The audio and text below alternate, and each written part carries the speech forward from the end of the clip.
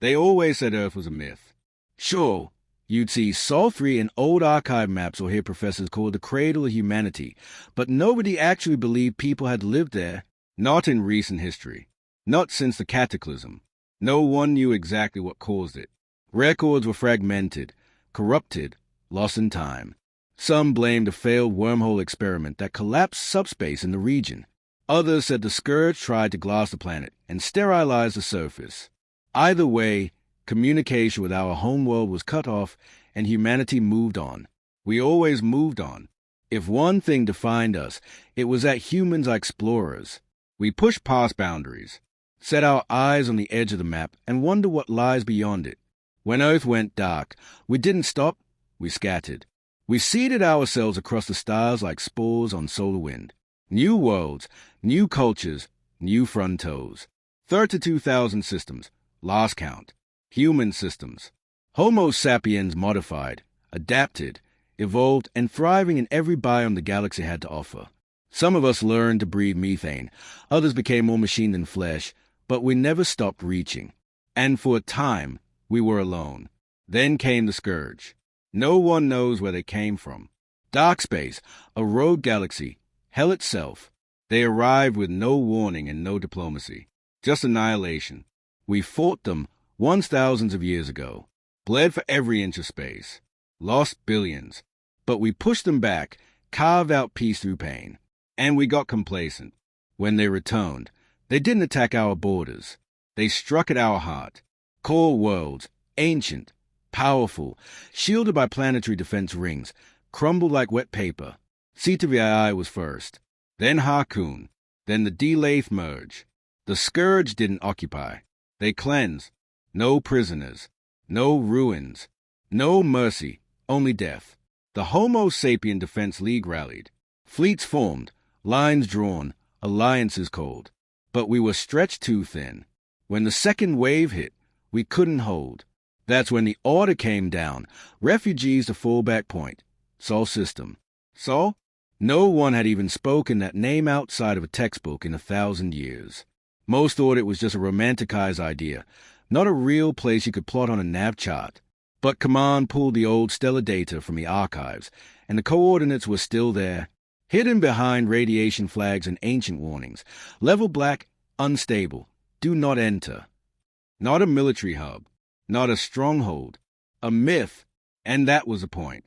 No one would follow us into a graveyard. I was assigned to the HSDL Ardent Resolve, tasked with escorting civilian convoys and key personnel to what was effectively a prayer in the dark.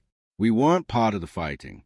We were the stragglers, the ones who couldn't win, the ones who needed somewhere, anywhere to go. I served under Corporal Lysak and Officer Rel, our ship's historian. Most fleets had engineers or cryptographers riding shotgun. But not us. Command figured if we did find Earth, we'd need someone who could actually recognize it. Rel wasn't much of a soldier, but she had the kind of eyes that made you feel like you were already part of a story she'd been telling for years.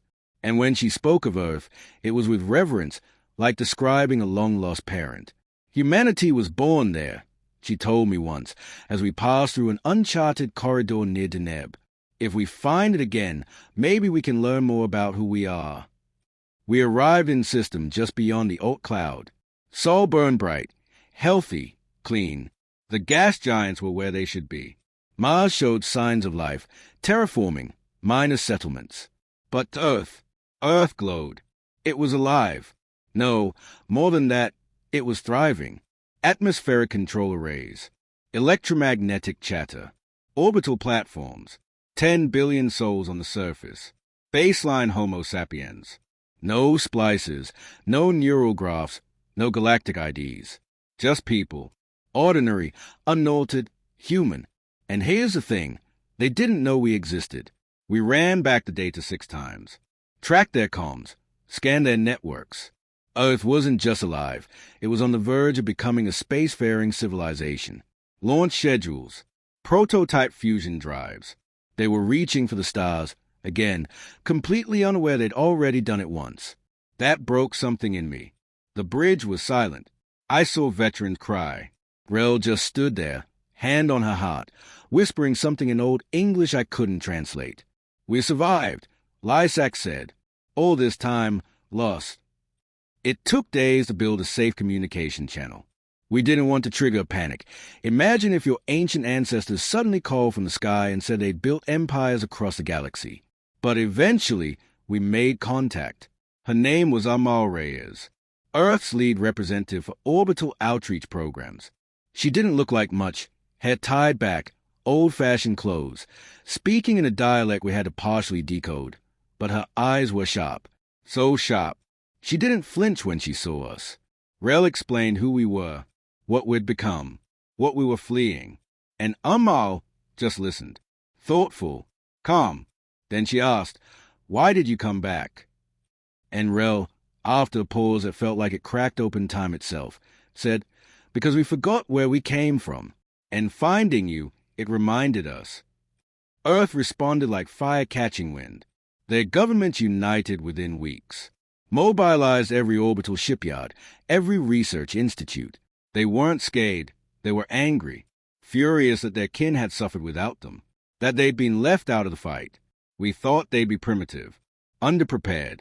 We were wrong.